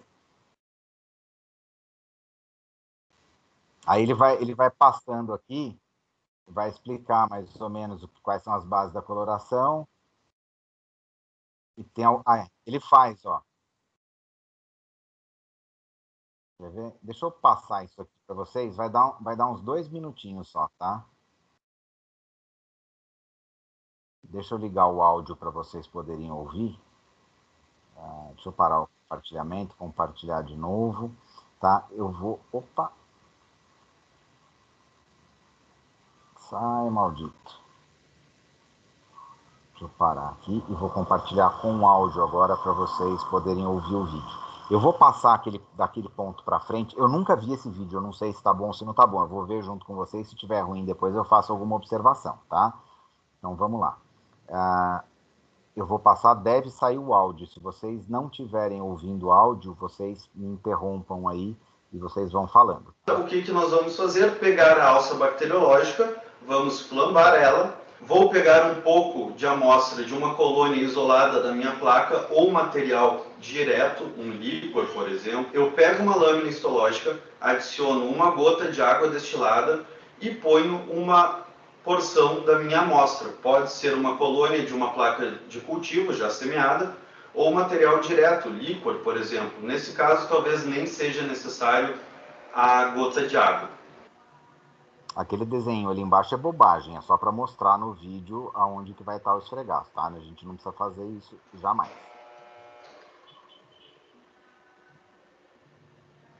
O cara tá segurando a alça do jeito errado, abriu a placa errado, mas enfim, eu ensino tudo direito para vocês depois. Após isso eu vou espalhar bem a amostra pela lâmina e vou deixar ela secando. Eu posso secar ela próximo ao fogo, porém não posso secar em cima do fogo. É importante secar bem a lâmina para eu fixar o esfregaço, fixar as bactérias. Feito isso, ela estando bem seca, eu começo a adicionar os meus reagentes. Vale lembrar que existem, se eu não me engano, 10 protocolos diferentes para coloração de grã. Esses protocolos variam em relação ao tempo de cada reagente e se eu faço lavagens ou não entre as etapas.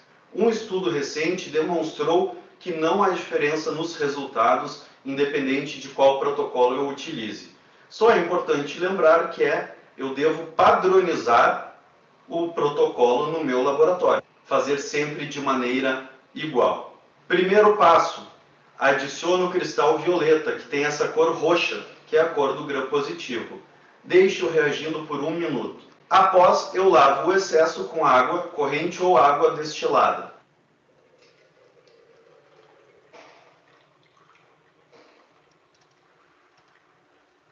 Adiciono o Lugol, o meu mordente, que vai fixar o cristal violeta de forma forte nas gram-positivas.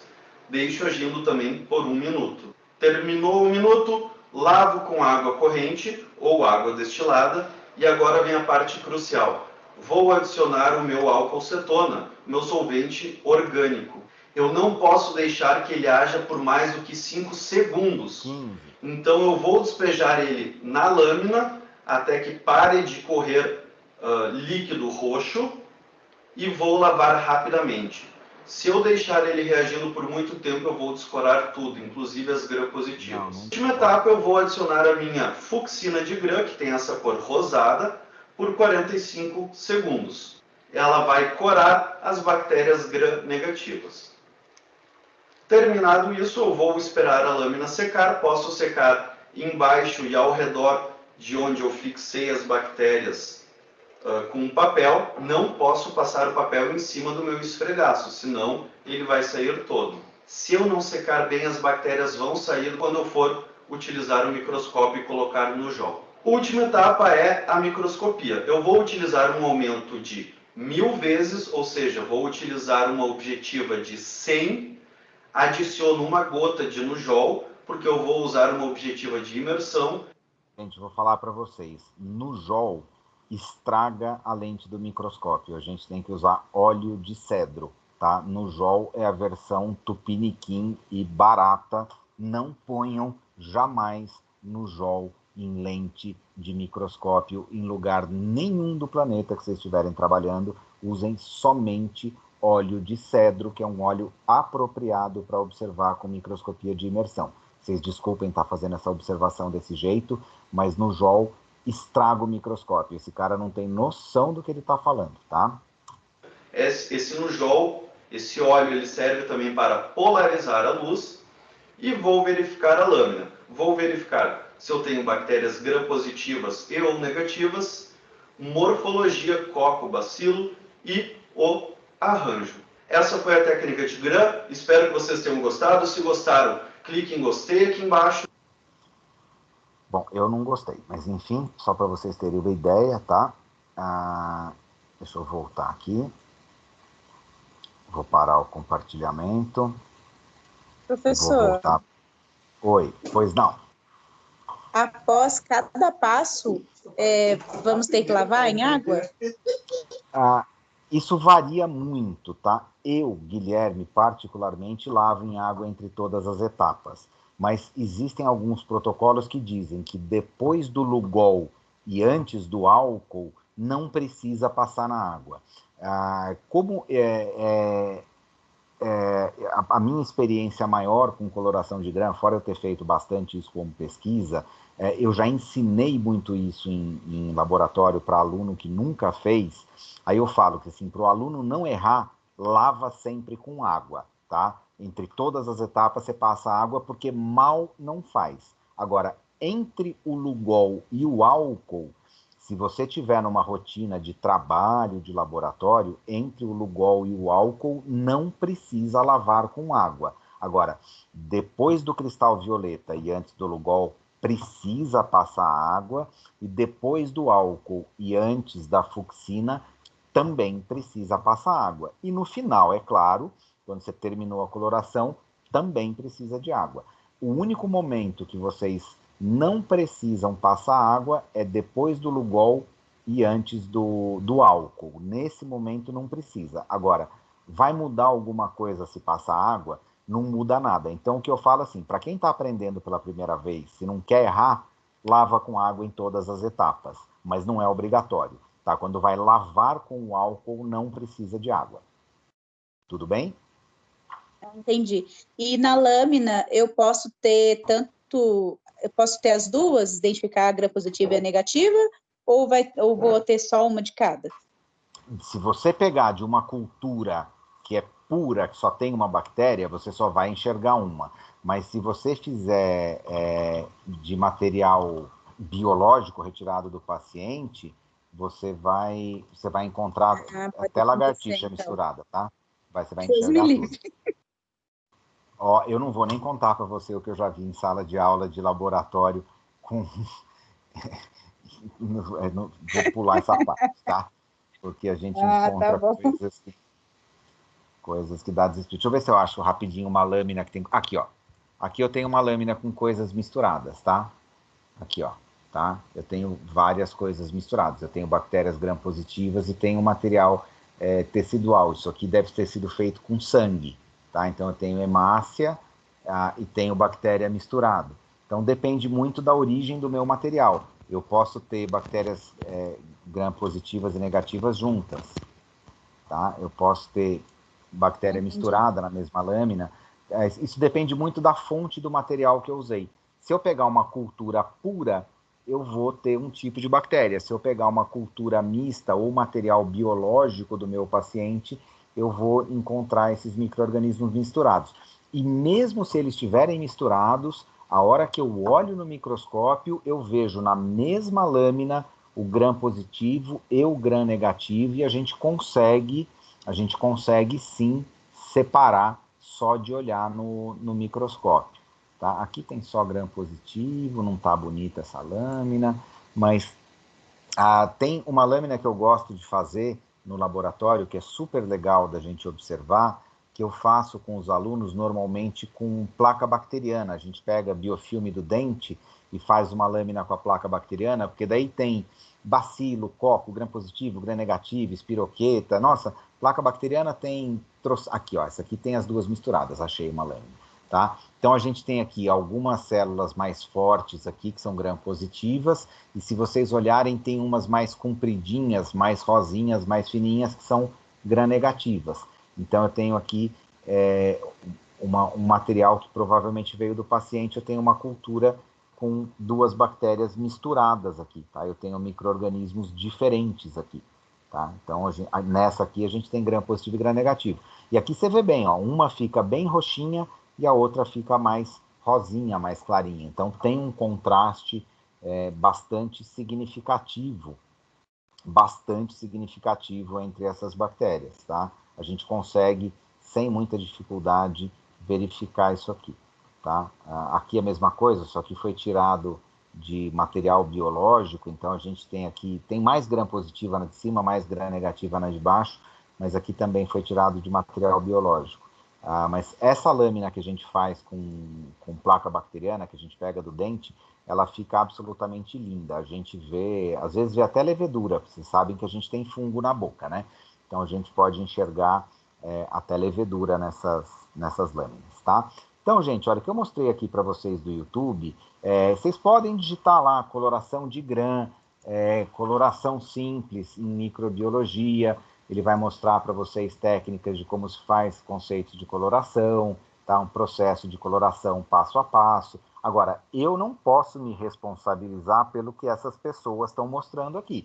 Aquele cara que eu abri ao acaso aqui, ele falou uma outra bobaginha, tá? Vocês vão ver que tem a coloração de Zil-Nielsen, que eu falei para vocês, que é a coloração da bactéria da tuberculose. É uma coloração super legal, porque a gente tem que esquentar a lâmina, então a gente tem que fazer esse preparo aqui a quente, a gente precisa esquentar. Então, para essas coisas, gente, para vocês tirarem curiosidades, vocês podem até dar uma olhadinha no YouTube, mas tomem cuidado, porque vocês viram, eu acabei de abrir um vídeo com vocês aqui, e o cara falou lá umas três ou quatro bobaginhas aí, tá? Então, vejam, mas tomem bastante cuidado quando vocês forem acreditar muito nas coisas do YouTube. Tá, professor, mas em quem que eu vou acreditar? Em livros, gente. Livros. Vocês vão pegar livros de bacteriologia clínica. Tá? Então, claro que não é para essa nossa disciplina, mas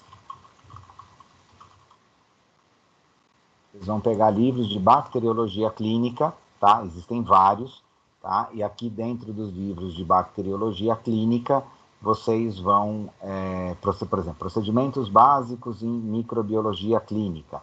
São livros, e aqui dentro dos livros eles têm todos os protocolos, o passo a passo. Esse Kahneman aqui é maravilhoso, ó. Esse livro aqui é fantástico, Diagnóstico Microbiológico.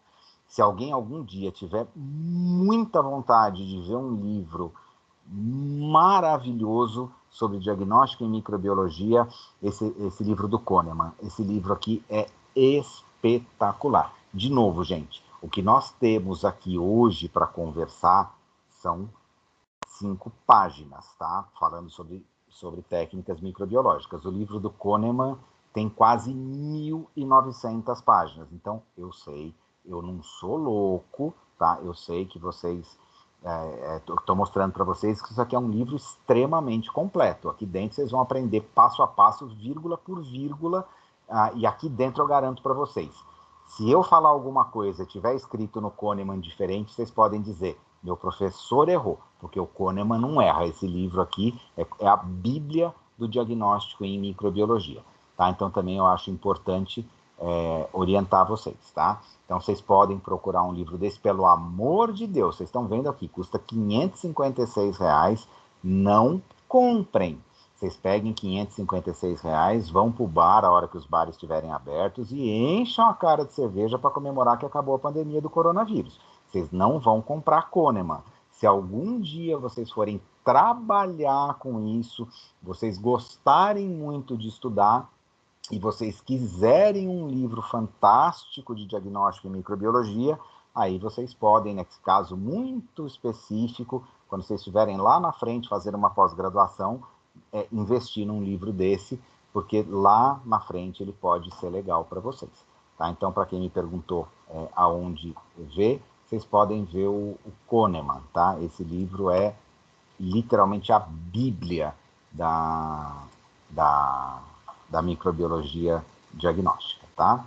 Então, vamos lá. Então, a gente viu aqui o passo a passo da coloração de Gram. Tá? E, gente, olha, essas correções que eu fiz com vocês aqui, não é implicância, tá? Façam essas correções mesmo, porque esse protocolo que está aqui, ele vai dar menos certo do que o protocolo que eu passei para vocês, tá? Bom, enfim, existe aqui também o que ele chama de coloração álcool-ácido resistente. Então, ele está aqui, ó, faça você mesmo. A coloração álcool-ácido resistente também faz parte do processo de identificação das bactérias. Pesquise quais as etapas estão envolvidas nesse método e quais as doenças podem ser diagnosticadas através disso aqui. Então, vamos estragar o livro de vocês de novo. Já vou dar a resposta aqui. Quais as doenças? Tuberculose e hanseníase. Hanseníase. Tá? Essas são as doenças. Qual é a técnica dessa coloração que a gente fala que é coloração de bacilos, álcool, ácidos resistentes? A gente usa muito essa sigla, BAAR. Que técnica de coloração que é essa? É aquele Ziehl-Neelsen que eu acabei de mostrar para vocês aqui, ó. Ziehl-Neelsen, tá? Então aqui, coloração de Ziehl-Neelsen, tá? O cara vai explicar o Ziehl-Neelsen aqui. Aí ele explica e não mostra a coloração. Legal. Mas aí a gente pode colocar aqui, coloração de Ziehl-Neelsen, alguém vai mostrar, tá? Ziehl-Neelsen passo a passo. Pronto, aí vocês vão ter vídeo aqui, coloração de Ziehl-Neelsen, tá? Aí você abre aqui, dá uma olhadinha, vê como é que é a etapa. Esse aqui está fazendo a coloração, ó. Ele vai fazer passo a passo. Está lá preparando a lâmina. Gente, tomem cuidado. Vocês estão vendo aqui uma imagem que eu peço para que vocês... Vou chamar muita atenção de vocês. Vocês estão vendo aqui uma pessoa manuseando material biológico no bico de Bunsen que está aceso aqui, tem fogo aqui, tá? Esse negócio aqui está pegando fogo e essa mocinha aqui está usando luva de látex. Se ela inadvertidamente encostar, tá pegando com pinça, tá fazendo um monte de bobagem aqui, tá? Mas se ela encostar essa luva que ela tá usando na chama do bico de Bunsen, a luva pega fogo e ela faz uma queimadura pavorosa nas mãos, tá? A gente pode trabalhar em laboratório de microbiologia sem luva, principalmente quando a gente está lidando com fogo, tá? Então, por isso que eu falo para vocês que a gente tem que tomar muito cuidado com as coisas que a gente olha no YouTube. No YouTube, qualquer um vai, grava qualquer vídeo e coloca lá, tá? Então, ali tem um erro de procedimento sério, tá? Porque é mais seguro a gente trabalhar sem luva, com bico de Bunsen ligado, do que com luva, tá? O risco da queimadura, ele acaba ficando bastante importante. Então, esse faça você mesmo aqui, o que vocês vão procurar? Vocês vão procurar essa coloração de BAR, que é de bacilos álcool ácido resistentes, tá? Ou coloração de Ziehl-Neelsen. Deixa eu sofrer aqui para ficar escrevendo Ziehl-Neelsen aqui com o mouse. Vamos lá. Como é que a gente escreve isso? É assim, ó, Z-I-E-H-L, que é um dos pesquisadores, e o outro Nielsen, com 2 Es, tá? Ziehl-Neelsen. É assim que escreve o nome dos 2 caras que inventaram isso aqui. Então, isso aqui é coloração para tuberculose e para hanseníase, e a sigla que vocês vão achar muito em livro também é coloração para bacilo álcool ácido resistente, ou BAAR. Tá? Então, quando vocês... eu já estou contando para vocês mais ou menos o que vocês vão ter que procurar aí para facilitar a vida de vocês. Mas procurem, não deixem de ver, tá? E aí depois, se vocês tiverem dúvidas, eu posso explicar o passo a passo para vocês do Ziehl-Neelsen também, tá? Lembrem só que esse tipo de coloração aqui é uma coloração feita a quente, então os corantes são aquecidos. A gente pode aquecer isso em placas térmicas para aquecer as lâminas, que é muito mais seguro, ou a gente pode fazer no método Tupiniquim, se a gente não tiver uma placa térmica para coloração, a gente pode aquecer a lâmina com a chama do bico de Bunsen. É complicado porque tem macete para fazer isso, mas a gente faz em laboratório, quando a gente não tem a placa térmica, a gente faz direto com fogo, e por incrível que pareça, dá certo, tá? E depois aqui ele vai comentar algumas coisas sobre outros tipos de coloração. Coloração para cápsula, coloração para esporo. Coloração para esporo é uma coloração legal que também é feita a quente. Se vocês quiserem procurar, o nome da coloração mais legal que tem para esporos é Virtus Conklin. Desse jeito aqui que escreve. Opa, isso aqui era para ser um N. E olha que eu não bebi nada que não fosse água, tá, gente? Então, você vem na coloração aqui, vocês podem colocar a coloração de Virtus aqui com W, tá? Opa, Virts, assim. Virts, tá? Coloração de Virts Conklin, tá aqui, ó, desse jeitinho aqui. Aí ele vai mostrar para vocês o passo a passo da coloração de Virts Conklin. Então, assim, qualquer coloração que vocês tiverem curiosidade, vocês podem pegar aqui junto do YouTube e ele vai mostrando passo a passo. Essa aqui também é uma coloração feita a quente, a gente precisa aquecer o corante, e essa coloração existe para curar esporos de bactérias também. É uma das técnicas, tem várias, tá? Então, a gente usa um corante verde, ó, que ele está descrevendo aqui, é do Virts mesmo. Corante verde aquecido por 5 minutos, tá? Ele aquece em vapor por uma questão de segurança, mas se você for menos Nutella, mais raiz, dá para fazer essa coloração aquecendo direto no bico de Bunsen, ou sem vapor, ou sem placas térmicas de aquecimento de lâmina, tá? Então, existem metodologias diferentes para fazer. Então, procurem também coloração de Virts Conklin para complementar aí as curiosidades de vocês. E existe também coloração específica para flagelo, tá? Então, ele vai dizer aqui também, vocês podem lá procurar coloração de flagelo, aí vai mostrar como é que é, essa é uma mistura de corantes e tal, e aí a gente vai ter a coloração de estruturas específicas. E aqui, gente, são só alguns exemplos de colorações que existem em microbiologia. A gente tem um monte de outras colorações em microbiologia, tá? Então aqui, coloração de cápsula de esporo e de flagelo são outros tipos de coloração que a gente tem, tá? Então, basicamente, essa aula de hoje, ela é mais curta, tá? Milagrosamente, eu não vou ficar cozinhando vocês aqui até as 10 horas da noite. Agradeçam a Deus aí por conta disso, tá? Mas o que é importante? Primeiro, essa aula deveria ser uma aula dentro do laboratório, então eu deveria mostrar para vocês poderiam até fazer algumas dessas colorações, tá? Mas, assim, dentro do possível, eu procurei fazer essas explicações de uma forma que ficasse mais claro aí, utilizando essas imagens, utilizando esses pequenos recursos de vídeo. E o que eu vou deixar para vocês como uma coisa que vocês podem fazer? Assistam vídeos, vejam pessoas fazendo isso aí, tá? Só, assim, a única coisa que eu peço é para que vocês não levem como verdade absoluta qualquer vídeo que vocês olharem. Vejam 1, 2, 3 vídeos de coloração de grã, vocês vão ver que tem pessoas que fazem de um jeito, pessoas que fazem de outro, tá? Mas toda vez que vocês quiserem desempatar, o desempate em diagnóstico microbiológico chama-se Kahneman. O que esse homem aqui escrever dentro do livro dele, vocês vão levar como verdade verdadeira e absoluta, tá? Então, aqui dentro do Kahneman, vocês podem acreditar, tá? E aqui, inclusive, esse livro não é só um livro-texto, ele é atlas, ele tem passo a passo fotográfico de tudo que vocês veem e fazem no laboratório. Então, assim, professor, mas onde é que eu sei se o vídeo tá bom ou não tá bom? Pega uma cópia do Kahneman e dá uma olhada, tá? Esse livro aqui eu acho que não tem na biblioteca de vocês. Acho que não tem.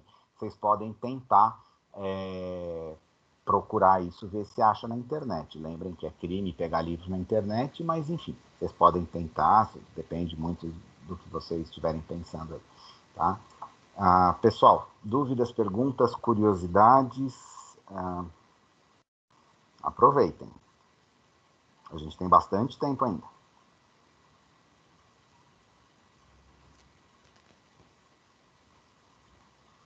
Todo mundo quietinho. Gente, enquanto vocês pensam nas dúvidas, eu vou pedir 30 segundos de ausência de mim aqui, de vocês, que eu preciso dar uma saidinha hiper rápida, mas é 30 segundos. Eu já retorno, tá? Eu vou fechar meu microfone aqui, mas eu já retorno. Só um minutinho.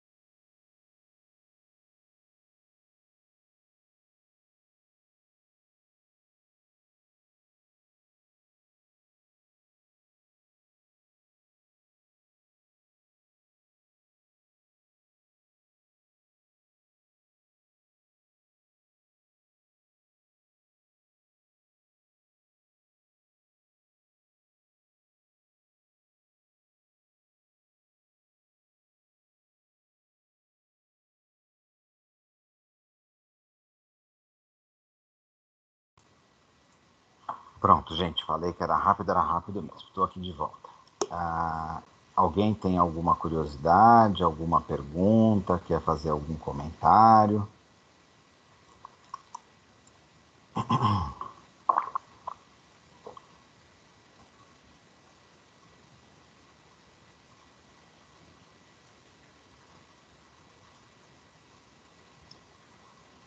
Pessoal? Professor, a minha dúvida foi aquela da GRAM mesmo, se dava para ver, né, os dois numa única lâmina. É uma aula que é bem legal, acho bem interessante, eu gosto bastante da parte de análises clínicas, acho bem interessante mesmo. Por enquanto, não tenho. Vou ver depois que eu pesquisar essas outras que o senhor passou para a gente. Tá ótimo, perfeito. Bom, para aqueles que estão satisfeitos, eu já posso me despedir, posso agradecer muito a presença, desejar boa noite, um bom resto de semana, orientar para vocês que vocês não larguem o trabalho para a última hora, vão fazendo o trabalho. Dúvidas que vocês tiverem, vocês sabem que vocês podem entrar em contato comigo, de preferência aqui pelo grupinho do WhatsApp. Fica mais fácil por aqui, que às vezes a dúvida de um pode ser a dúvida de outros, então acho que a gente enriquece o nosso bate-papo, mas eu queria agradecer bastante para vocês, e lembrem-se, na próxima semana eu digo para vocês um pouco antes de começar a aula se a gente vai usar o meu link normalzinho aqui, ou se a gente entra pelo AVA, vai depender muito da estabilidade do portal, da estabilidade do sistema. Mas, de novo, todas essas aulas que eu estou fazendo para vocês, elas estão disponibilizadas no YouTube, eu já falei isso várias vezes para vocês, tá? Fica muito fácil de vocês conseguirem assistir novamente, até porque, perdi, a aula foi muito grande, deu sono, meu filho fez bobagem, tive que sair, cheguei atrasado. Essas aulas todas estão gravadas. A única coisa que eu não faço, gente, porque eu não tenho tempo, eu não fico editando a aula, então eu não corto um minutinho de intervalo, às vezes demora 10, 15, 20 minutos para começar, porque estou esperando o pessoal entrar. Então, assim, a aula é gravada, vai gravada na íntegra. Então, vocês dão uma adiantadinha lá, vão procurando as coisas, tá? Porque os arquivos às vezes são grandes, tem aula com 2 horas e meia, às vezes com quase 3 horas de duração. Acho que na semana passada eu abusei de vocês, a gente foi longe, né? Fui passei das 10 horas da noite um pouco com vocês, fui longe, tá? Mas enfim, por enquanto é isso, tá? Então eu queria agradecer muito a presença de todos e dizer que eu estou aqui, estou à disposição de vocês, vocês têm um canal aberto de comunicação comigo, tem aqui nosso grupinho, tá? Se alguém tiver receio de falar comigo via grupo, alguns alunos fazem isso, mandam mensagem direto para mim, eu vou respondendo também, eu não tenho problema nenhum com isso. A única coisa que eu queria lembrar a todos é que, além de professor, eu também sou marido, pai e cirurgião dentista. Então, mandar uma mensagem para mim e ficar olhando para a tela do celular, aí o professor não respondeu. Tem um pouco de paciência, porque às vezes eu estou no consultório, estou atendendo, então às vezes eu demoro 1 hora e meia para responder, tá? O meu WhatsApp fica com as notificações desligadas. Então, quando eu tenho um tempo, eu pego e olho o WhatsApp e respondo todo mundo. Então, não se sintam ofendidos se eu demorar eventualmente para responder um pouquinho. Eu acho importante também dizer isso para vocês, porque na geração de vocês mais jovens, vocês vivem com o WhatsApp aberto, né? A gente nem vê a carinha de vocês mais, é só dedinho, polegarzinho lá no WhatsApp. Mas eu estou aqui à disposição de vocês, tá? Então, obrigado mesmo pela presença de vocês, boa noite para quem não tiver dúvida. Quem quiser falar comigo ainda, estou aqui, eu fico aqui. Obrigada, professor. Boa noite. Obrigado, boa noite. Obrigado, professor. Boa noite. E eu que agradeço a presença de todos vocês. Obrigado. Boa noite, professor. Obrigado pela aula. Boa noite, eu que agradeço, gente. Obrigado a vocês. Obrigado, professor. Boa noite. Boa noite.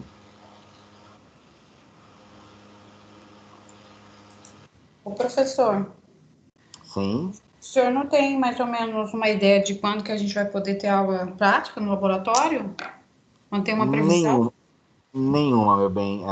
Isso depende, primeiro, do governo estadual, segundo, da prefeitura municipal e terceiro, da corporação que há em Anguera.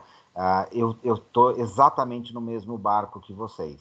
tá? Eu não tenho ideia ainda. Eu sei que se eu quiser montar uma aula para no máximo 15 alunos, eu posso, mas eu também não acho justo ir para a faculdade com 15 de vocês e o restante não poder entrar porque não pode entrar no laboratório. Então, por enquanto, abrir laboratório a gente não tem previsão. Deve estar perto, tá? Se eu puder dar um chute, eu acredito que até o final desse mês pode ser que comece a regularizar a volta às aulas, tá? Já tem voltado em outras esferas aí, particulares, públicas, estaduais e municipais. Então, a pandemia parece que o governo vai começar a relaxar, mas data mesmo ainda não tem. Assim que tiver, eu aviso vocês. Mas o melhor profissional que tem para avisar vocês disso são os coordenadores de curso. Os coordenadores, eles estão mais ligados nessa parte de data, tá? Tá bom, professor. Obrigada. Boa noite. Imagina, eu que agradeço. Boa noite. Boa noite. Boa noite.